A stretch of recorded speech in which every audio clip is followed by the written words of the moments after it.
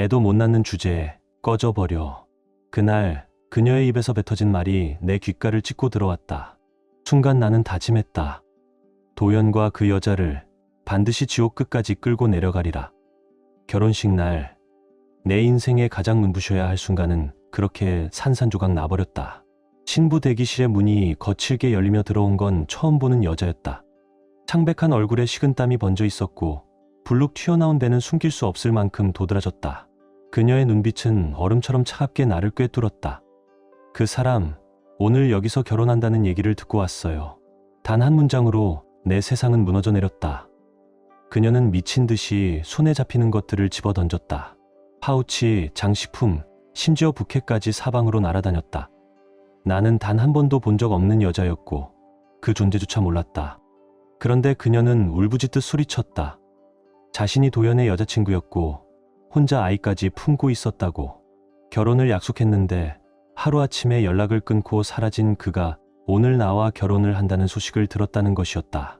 숨이 막히고 머리가 멍해졌다. 내가 잘못 들은 건가 싶어 무슨 뜻인지 모르겠다고 겨우 내뱉었지만 그녀는 멈추지 않았다.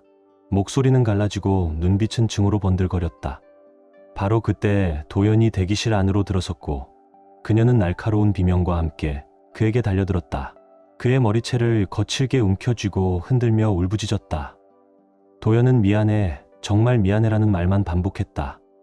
간신히 그녀에게서 몸을 빼낸 도연이 나를 향해 다가왔을 때 내 몸은 떨리고 목소리는 갈라져 있었다. 지금 뭐 하는 거야? 나 몰래 바람 피운 거야? 방금 그 여자 말 다 들었어. 아이까지 가졌다는데 정말이야? 도연은 얼굴이 사색이 된 채 고개를 떨구었다. 미안해. 나도 이걸 어떻게 정리해야 할지 몰랐어.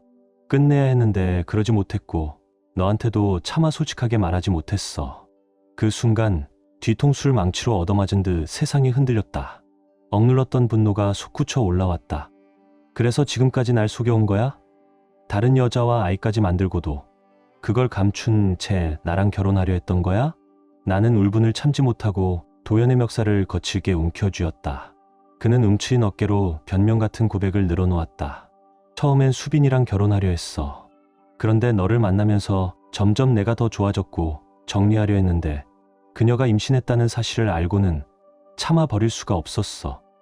주변 시선도 무서웠고 어쩌다 보니 일이 이렇게 커져버린 거야. 마치 자신이 상황에 휘말린 불쌍한 피해자인 척하는 그의 태도는 역겨웠다. 그 순간 도연은 더 이상 내가 사랑했던 사람이 아니었다. 그의 말은 단지 변명이었고 그 변명은 내 마음을 더욱 깊숙이 짓밟았다. 가슴이 찢어지는 분노 끝에 나는 단호히 선언했다. 이 결혼 못하겠어요. 그리고는 신부 대기실을 박차고 나와버렸다. 눈앞은 흐릿했고 심장은 산산이 부서진 유리처럼 아파왔다. 결혼식장은 폭풍이 휩쓸고 간자리처럼 무너졌다. 부모님 앞에 무겁게 고개를 떨구며 겨우 말을 이었다. 정말 죄송해요. 하지만 이 결혼은 이어갈 수 없어요. 어머니는 말없이 내 손을 덥석 잡고 품에 안아 눈물을 흘리셨고 아버지는 굳게 담은 입술로 내 등을 조용히 토닥여 주셨다. 그날 이후 남자를 다시 만나는 것이 두려워졌다. 무너진 결혼식의 기억이 마음속 깊은 응어리로 남았고 몇 해 동안 나는 누구도 만나지 않았다. 소문은 삽시간에 퍼져 중매 자리도 자연스레 줄어들었다. 어느 날 어머니가 조심스럽게 물으셨다. 너 설마 평생 혼자 살 생각은 아니지? 지난 일은 아프지만 넌 여전히 좋은 짝을 만날 자격이 있어. 나는 힘없이 웃으며 대답했다. 결혼은 하고 싶어. 하지만 이제는 누굴 믿어야 할지도 모르겠어. 그로부터 얼마 지나지 않아 아버지의 회사와 오랫동안 거래해 온 대형 의료재단의 대표 김 회장님이 우리 집을 찾아왔다. 어린 시절부터 가족 행사에서 몇 차례 뵌 적 있는 분이었는데 단정한 옷차림과 여유 있는 미소가 늘 우아하고 당당한 인상을 주는 분이었다. 그날 그녀는 뜻밖의 이야기를 꺼냈다. 소연아, 오랜만이구나. 사실 오늘은 내게 직접 전하고 싶은 얘기가 있어서 왔어. 내가 직접 중매를 서보려 해. 내 부모님과는 이미 얘기했으니 내가 괜찮다면 한번 만나보겠니? 처음에는 당황스러웠지만 나는 고개를 끄덕였다. 김 회장님은 예부터 사주 보는 것을 좋아하셨고 내 생년월일을 받아가셨다. 며칠 후 다시 찾아온 그녀는 미소를 띠며 말했다. 내 사주엔 물이 강하게 흐르더구나. 그런데 우리 현우는 정반대야. 물의 기운이 부족해서 늘 걱정이었는데 너와 함께하면 균형이 맞더라. 둘이 만나면 서로의 빈자리를 채워줄 수 있을 거야. 우리 아들 한번 만나볼래? 사실 현우는 예전에 재단 행사에서 본 적이 있었다. 늘 단정한 모습으로 어른들에게 깍듯이 인사하던 그의 모습이 어렴풋이 기억에 남아 있었다. 특별히 친하진 않았지만 낯설지 않은 인물이었다. 갑작스러운 중매 제안이 놀랍고 망설여졌지만 어머니가 덧붙였다. 김 회장님 아들이면 믿을 만하지 않니? 게다가 회장님이 널 무척 마음에 들어 하시더라. 너에겐 다시 없을 기회일 수도 있어. 결국 나는 조금씩 마음을 열었다.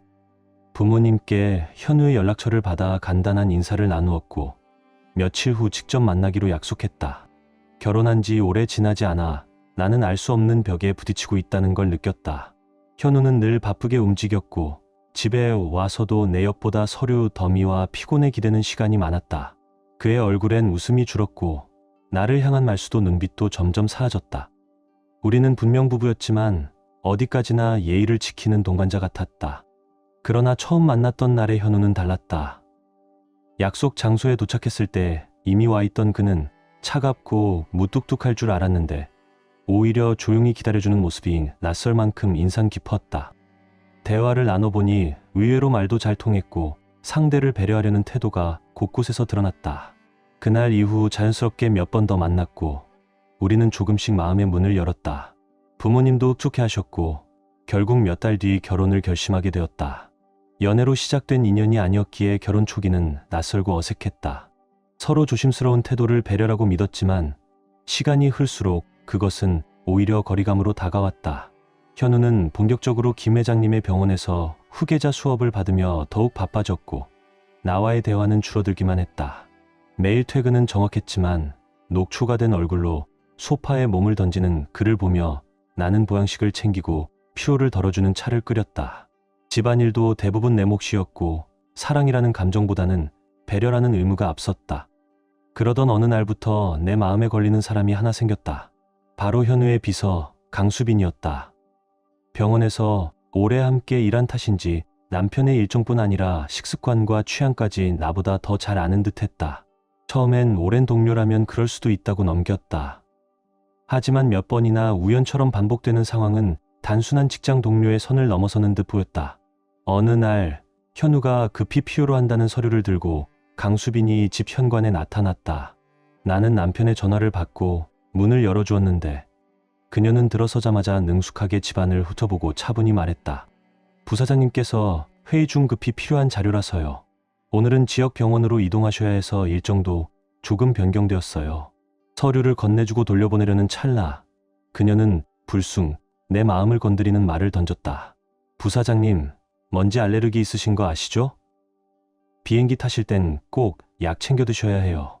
그런데 지난번 출장 때는 왜 안 챙기셨을까요? 많이 힘들어 하셨잖아요. 그 순간 나는 얼어붙었다. 분명 내가 약을 챙겨주었던 기억이 있었는데 그녀의 말은 마치 내가 무심해서 남편을 방치한 사람인 듯 들렸다. 게다가 그녀는 한술 더 떠 이렇게 덧붙였다. 그리고 이번엔 넥타이 좀 신경 써주셔야 해요. 지난번에 고르신 건 회의 자리엔 조금 튀었거든요. 다음에 여러 개 준비해 주시면 제가 어울리는 걸로 잘 챙겨드릴게요. 그녀의 태도는 단순한 업무 보고가 아니라 아내인 나를 향한 은근한 도발처럼 느껴졌다. 심장이 서늘하게 식어가며 무언가가 잘못되어 가고 있다는 예감이 스며들기 시작했다. 수빈은 마지막까지 비꼬는 듯한 미소를 남기고 떠났다. 집안 공기가 싸늘하게 가라앉았고 나는 그날 저녁 현우에게 조심스레 말을 꺼냈다. 오늘 비서가 집에 다녀갔어. 알레르기 약이니 넥타이니 너무 사적인 것까지 간섭하는 것 같아. 현우는 대수롭지 않게 웃으며 원래 의욕이 넘치는 애야라고 넘겼지만 내 마음속 의심은 점점 더 커져만 갔다. 결정적인 건 어느 날 병원 앞에서 본 장면이었다. 수빈이 남편의 넥타이를 직접 메어주고 있었다. 회사 일이니까 합리화하려 했지만 그 광경은 아내로서 치명적인 상처였다. 혼란스러운 마음을 김 회장님께 털어놓자 그녀는 잠시 눈살을 찌푸리더니 단호히 말했다. 버릇없는 비서네. 내가 정리하라고 하마. 그 말은 이상하리만큼 힘이 되었고 실제로 얼마 뒤부터 수빈은 집에도 병원에도 더 이상 모습을 드러내지 않았다. 그제야 나는 아이를 준비할 용기를 냈다. 하지만 기쁨은 오래가지 않았다. 첫 임신 소식에 들뜬 지 얼마 되지 않아 작은 생명이 사라져버렸다. 돌아오는 길 눈물이 쏟아졌고 현우는 내 손을 잡으며 위로했다. 당신 잘못 아니야. 다시 기회가 있을 거야. 그 말에 한동안 버틸 힘을 얻었지만 두 번째 유산은 나를 완전히 무너뜨렸다. 이제는 내가 엄마가 될 자격조차 없는 건 아닌지 가슴 깊은 곳이 시리게 흔들리고 있었다. 두 번째 유산 뒤 모든 게 내 탓처럼 느껴졌다. 엄마가 될 자격조차 없는 사람이라는 생각에 가슴이 저려왔다. 병원을 나서던 길, 옆에서 운전하던 현우는 내내 굳은 표정으로 한마디도 하지 않았다. 차 안의 침묵이 너무 무겁게 내려앉아 나는 조심스레 말했다. 우리 다시 시도해보자. 이번엔 꼭 괜찮을 거야. 하지만 그는 무표정한 얼굴로 짧게 내뱉었다. 피곤해서 그래. 애가 떠났는데 지금 웃고 떠들 수 있겠어. 그 순간 마지막 기대마저 무너져 내렸고 이 사람 곁이 더 이상 안전하지 않다는 걸 분명히 깨달았다. 집에 도착해서도 그는 나를 외면했고 침실에서 등을 돌린 채 잠들어 버렸다. 나는 같은 침대에 누워서도 밤새 뒤척이며 고립된 마음을 삼켜야 했다. 다음 날 아침 김 회장님이 집을 찾아왔다. 예전처럼 따뜻할 거라 기대했지만 그녀의 말은 부드럽지만 차가웠다. 소연아, 두 번째 소식 듣고 마음이 아팠다. 하지만 알다시피 우리 집안은 대를 잇는 게 무엇보다 중요하다. 아들이 말하길 이제는 아이 없이 사는 것도 생각해 본다더라. 그러니 너라도 포기하지 말고 더 힘내주면 좋겠다. 나는 애써 고개를 끄덕이며 말했다. 저도 간절히 아이를 갖고 싶어요. 할 수 있는 건 다 해보겠습니다. 하지만 그 대답에도 김 회장님의 눈빛은 냉정했다. 내가 더 신경 써야 할 때야. 우리 아들도 많이 힘들어하니까 그 마음도 이해해 주렴. 그날 이후 그녀는 내 건강이나 마음을 묻지 않았다. 반복된 건 단 한마디. 내가 더 신경 써야 해. 그 말은 마치 비수처럼 가슴 깊숙이 꽂혔다. 그날 저녁 현우는 식사 자리에서도 휴대폰만 바라보며 대화조차 피했다. 내가 어렵게 요즘 당신도 어머님도 예전 같지 않아라고 말했지만 그는 피곤하다며 방으로 들어가 버렸다. 점점 모든 관계가 멀어지고 나는 홀로 남겨져가는 기분에 사로잡혔다. 며칠 뒤 집에 혼자 있을 때 초인종이 울렸다. 인터폰에 비친 얼굴은 낯익었다. 강수빈. 그런데 그녀의 배는 이미 분명히 불러 있었다. 놀란 나는 문을 열며 물었다. 무슨 일로 오신 거예요? 남편에게서 그만둔 걸로 들었는데요. 그녀는 배를 쓰다듬으며 차갑게 웃었다. 제가 일 때문에 온 걸로 보여요? 직접 전해야 할 말이 있어서 왔어요. 잠시 망설였지만 임신한 여자를 문 앞에 세워둘 수 없어 안으로 들였다. 수빈은 익숙하다는 듯 안방에 들어가 앉더니 단호히 말했다. 결혼은 아직 안 했지만 이 집에서 살 거예요. 오늘부터 내가 사모님이니까. 애도 못 낳는 여자가 버티는 건 당연히 잘못된 거 아니에요? 어머님도 절 인정해 주셨어요. 그 말에 머릿속이 하얘졌다. 어머님이 인정했다고? 믿을 수 없었다. 나는 급히 현우에게 전화를 걸어 따졌다. 지금 비서가 우리 집에 와서 임신했다고. 자기 집 주인이라고 해. 어머님도 인정했다는데 도대체 무슨 말이야? 잠시 침묵이 흐른 뒤 현우의 목소리가 차갑게 들려왔다. 그래, 다 사실이야. 나 너랑 이혼하고 걔랑 결혼할 거야. 엄마도 받아들이셨어. 이제 진실 알았으니 날 놔줘. 숨이 막혔다. 뭐라고? 그 애가 정말 내 아이야? 나랑 이혼하고 그녀랑 결혼하겠다고? 내가 소리쳤지만 그는 냉소적으로 잘라 말했다. 방금 다 말했잖아. 더 묻고 싶으면 엄마한테 물어봐. 나 지금 바쁘다. 현우가 전화를 끊자마자 나는 곧장 김 회장님께 전화를 걸었다. 분노와 절망이 뒤섞인 목소리로 쏟아냈다. 어머님, 다 알고 계셨죠? 저 2번이나 유산했어요. 그런데 그게 전부 남편 때문이었어요. 정자 기억률이 높아서 태아가 버티질 못했다고요. 그동안 내가 흘린 눈물과 고통이 모두 그의 탓이었다는 사실을 알게 되었을 때 견딜 수 없는 억울함이 솟구쳤다. 나는 절규하듯 말했다. 저는 최선을 다했어요. 그런데도 이렇게 버려지네요. 뒤이어 강수빈을 향해 비웃듯 내뱉었다. 꼭 순산하시길. 다만 언젠가 알게 될 거예요. 그 아이 아버지의 유전자가 얼마나 엉망인지. 짐을 싸 나가려는 순간 현관 앞에 김 회장님과 현우가 서 있었다. 나는 그대로 지나치려 했지만 김 회장님이 단단히 내 손목을 붙잡았다. 소연아, 가지마. 들어가서 얘기하자. 전화로는 못할 말이 있어. 차갑게 뿌리치려 했지만 그녀의 확신 어린 눈빛에 결국 거실로 들어섰다. 그때 안방에서 나온 수빈은 뻔뻔하게 웃으며 말했다. 어머님, 이제 저를 진짜 며느리로 받아주셔야죠. 전 유산도 없이 아이 잘 지키고 있으니까요. 그 순간 김 회장님의 손이 날아갔다. 수빈의 뺨이 터지듯 울렸고 곧바로 현우의 얼굴에도 거침없는 손길이 이어졌다. 분노에 휩싸인 김 회장님은 수빈을 향해 호통쳤다. 내가 감히 이 집안에 발을 들여? 기본도 없고 싸가지도 없는 애를 내가 며느리로 받아줄 것 같아. 아이 낳든 말든 내 사정이고 우리 집안 며느리는 절대 안 된다. 소연이는 내가 끝까지 지켜낼 거다. 남편이 변명하려 하자 김 회장님의 목소리는 더 단호해졌다. 3번이나 유산하고 몸 망가진 내 아내한테 이로 한마디 못하는 내가 무슨 남편이냐. 내가 그런 너를 후계자로 세우려 했다니 참 한심하다. 현우는 아무 말도 못하고 눈만 깜빡였다. 그때 수빈이 버럭 소리쳤다. 이 아이가 친손주잖아요. 유산만 한 여자 대신 저를 받아주셔야죠. 안 그러면 이 아이는 사생아예요. 그러자 김 회장님은 코웃음을 치며 단호히 말했다. 그딴 아이? 사생하든 말든 상관없어. 넌 내 며느리를 짓밟은 상간녀일 뿐이야. 아이로 협박해. 천벌 받을 짓이지. 순식간에 당황한 수빈은 무릎이라도 꿇을 듯 빌기 시작했다. 회장님 제발 고소만은 하지 말아주세요. 죄송해요 하지만 김 회장님은 차갑게 잘라 말했다.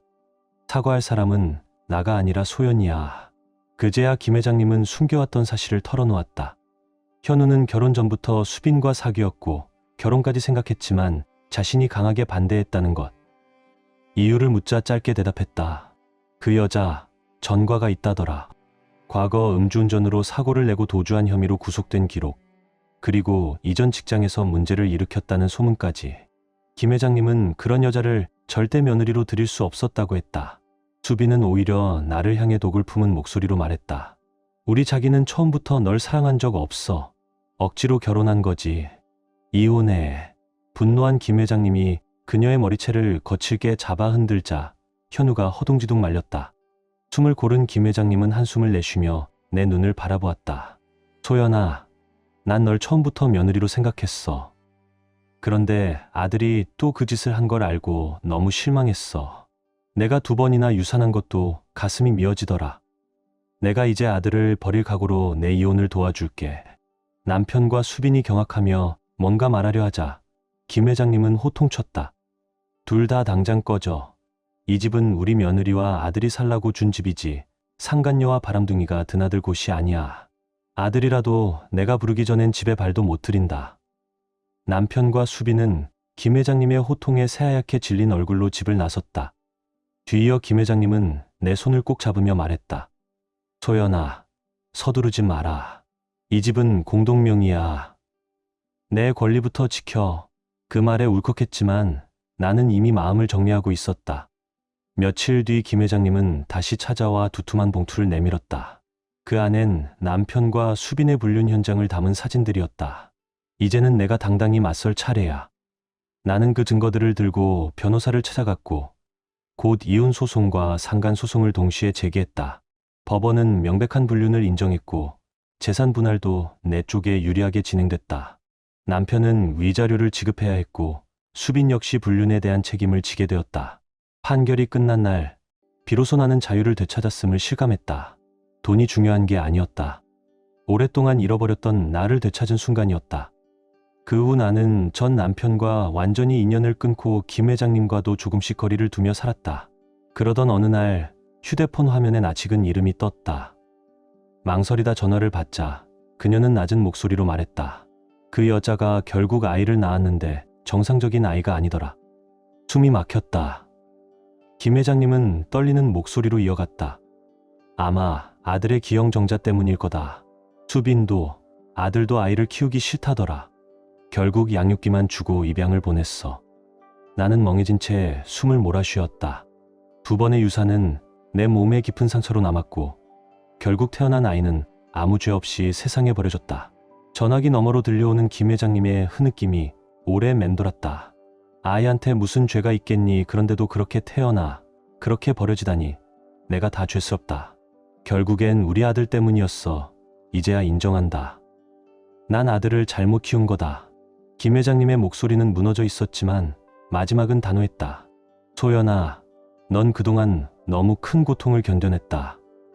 앞으로 아들이 연락해도 흔들리지 마. 그 아이와는 정말 끝내야 해. 그 통화로 모든 끈이 끊어진 듯했다. 나는 다짐했다. 다시는 그 사람과 마주하지 않겠다고. 시간은 흘렀고 나는 피아노 레슨과 상담 일을 다시 시작하며 서서히 웃음을 되찾았다. 그러던 어느 날 부모님이 전하신 소식에 놀라움을 감출 수 없었다. 김 회장님이 우리 회사와 독점 계약을 맺어주셨고 해외 진출까지 돕겠다고 나선 것이다. 냉정한 줄만 알았던 그녀가 이렇게까지 우리를 위해 마음을 쓰고 있다는 사실이 믿기지 않았다. 게다가 충격적인 소식이 이어졌다. 전 남편이 김 회장님께 무릎 꿇고 빌었다는 것이다. 비서랑 끝냈으니 다시 받아달라고. 심지어 전 와이프한테 사과받아오면 되냐는 말까지 했다고 했다. 그 순간 김 회장님이 국자를 집어 던지며 호통쳤다고 한다.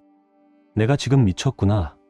그 아이한테 상처 주고 이제 와서 뭘 하겠다고? 다시 찾아가기만 해봐.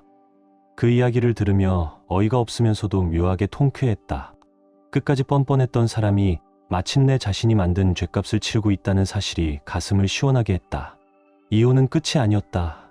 나를 되찾는 시작이었다. 사랑이라 믿었던 관계 속에서 진실을 마주하고 상처를 딛고 일어서는 길은 고통스러웠지만 그만큼 단단해졌다. 이제 나는 내 이름으로, 내 삶으로 당당히 살아간다. 지금 당신의 마음은 어떤가요? 이야기를 읽으며 떠오른 감정이나 생각이 있다면 댓글로 나눠주세요. 당신의 진심 어린 한마디가 누군가에겐 큰 위로가 될 수 있습니다. 이 짧은 이야기 속에 작은 온기나 잊고 지낸 감정 하나라도 담겨 있었다면 그것만으로 이 이야기는 충분히 의미 있는 시간이었을 거예요. 좋아요와 구독 그리고 공유는 이런 따뜻한 이야기가 더 많은 사람의 하루에 조용히 스며들 수 있는 힘이 됩니다. 함께 해주셔서 고맙습니다. 당신의 하루에도 조용한 평안과 따뜻한 사람이 함께하길 진심으로 바랍니다.